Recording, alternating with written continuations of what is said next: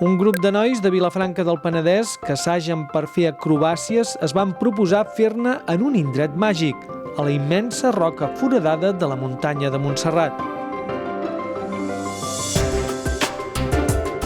Per això, prèviament, varen escalar la muntanya per lligar les teles acrobàtiques, de les que, posteriorment, tothom s'hi va penjar per fer els exercicis.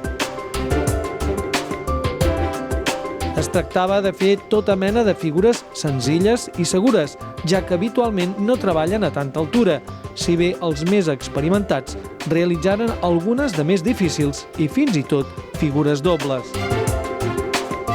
Els excursionistes que passaven per la zona quedaven bocabadats dels acròbates, tant pel valor estètic com per la valentia de realitzar-ho en aquest espai de singular bellesa.